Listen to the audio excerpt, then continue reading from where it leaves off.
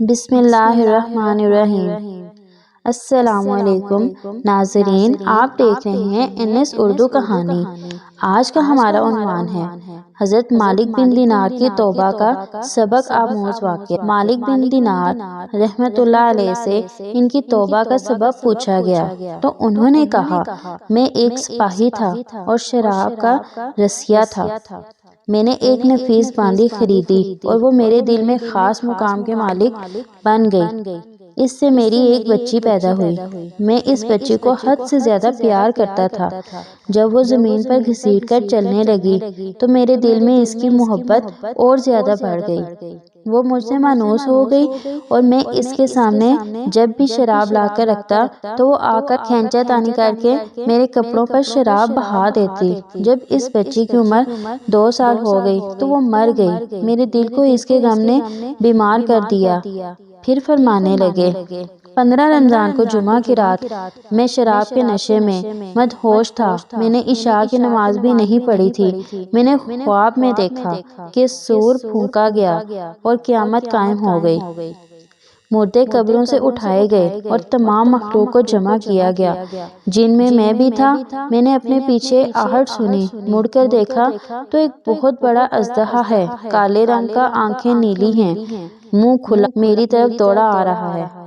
خوف و دہشت کے مارے میں بھاگا۔ راستے میں ایک ستھرے لباس والے شخص کے پاس سے گزر ہوا۔ میں نے سلام کہا، اس نے جواب دیا۔ میں نے کہا، بابا مجھے اس اژدہے سے پناہ دو، تجھے اللہ تعالیٰ پناہ دے۔ وہ بوڑھا رونے لگا اور کہا، میں کمزور اور ضعیف ہوں اور یہ اژدہا زبردست ہے، یہ میرے بس میں نہیں، آگے چلو اور بھاگو، شاید اللہ تعالیٰ تیری نجات کی کوئی صورت بنا دے۔ میں آگے بھاگنے لگا اور ایک بلند جگہ پر چڑھ گیا۔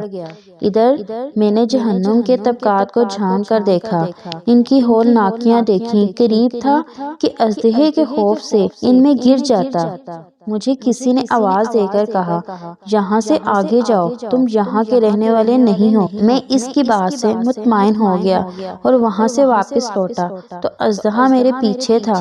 میں پھر دوبارہ اس بوڑھے کے پاس آیا اور کہا، بابا میں نے آپ سے درخواست کی کہ اس اژدہے سے میری جان چھڑاؤ، آپ نے کچھ نہیں کہا۔ وہ بوڑھا پھر رونے لگا اور کہا، میں ناتواں ہوں، البتہ تم اس پہاڑ کے پاس جاؤ جہاں مسلمانوں مانتے ہیں، اگر تمہاری کوئی امانت ہو تو وہ تمہاری مدد کرے گی۔ میں نے دیکھا چاندی کا ایک گول پہاڑ ہے اور اس میں جگہ جگہ سوراخ ہے اور روشن دان ہیں اور پردے لٹکے ہوئے ہیں۔ ہر روشن دان پر سونے کے 2 پٹے ہیں اور ان کے قبضے یاقوت کے ہیں اور آرائش موتیوں کی۔ ہر پٹے پر ایک ریشمی پردہ ہے۔ جب میں نے پہاڑ کی طرف نظر دوڑائی تو فوراً اس کی طرف بھاگا اور اژدہا میرے پیچھے تھا۔ جب میں پہاڑ کے قریب پہنچا تو ایک فرشتے نے آواز دی، پردے ہٹاؤ، دروازہ کھول دو اور سیدھے کھڑے ہو جاؤ، شاید اس حاجت مند کی یہاں کوئی امانت ہو جو اسے اس کے دشمن سے نجات دلائے۔ میں نے دیکھا پردے ہٹ گئے اور دروازے کھل گئے اور ان روشن دانوں سے بہت سارے بچے میری طرف جھانکنے لگے۔ ان کے چہرے چاند کے مانند تھے۔ اسی دوران اژدہا بھی میرے نزدیک پہنچ چکا تھا۔ میں اس وقت حیران رہ گیا جب ان میں سے ایک بچے نے چلا کر کہا، اے سب آؤ۔ اس کا دشمن اس کے قریب آ گیا، چنانچہ وہ جوک در جوک کھڑے ہو کر جھانکنے لگے۔ اچانک میری وہ بچی جو مر چکی تھی وہ بھی ان کے ساتھ جھانک رہی ہے۔ جب اس نے مجھے دیکھا تو رونے لگی اور کہا، ہائے یہ تو میرا باپ ہے۔ پھر اس نے نور کے جھرمٹ میں تیر کی تیزی کے ساتھ چھلانگ لگائی اور میرے سامنے آ کر کھڑی ہو گئی۔ اس نے اپنا بایاں ہاتھ میری طرف بڑھا کر میرا دایاں ہاتھ پکڑ لیا اور اپنے دائیں ہاتھ کو اژدہے کی طرف بڑھا دیا تو وہ بھاگ گیا۔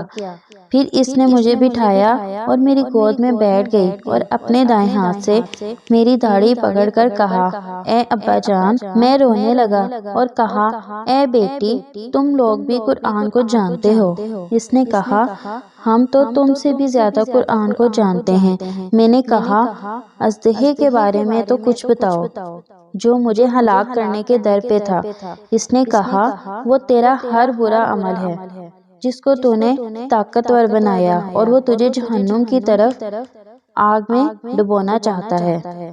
میں نے کہا، اس بوڑھے کے بارے میں بتاؤ جو راستے میں ملا۔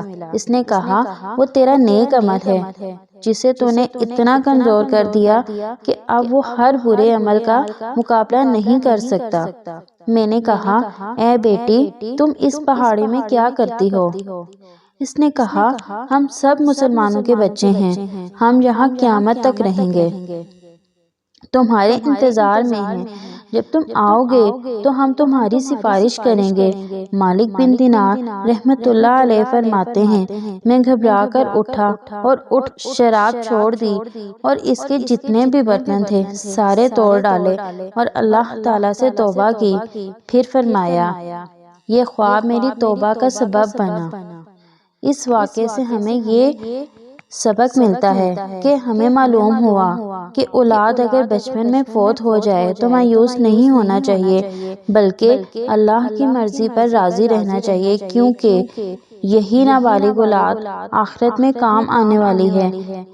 جیسا کہ اس واقعے سے سبق ملتا ہے کہ اللہ تعالی ہم سب کو عمل کرنے کی توفیق عطا فرمائے۔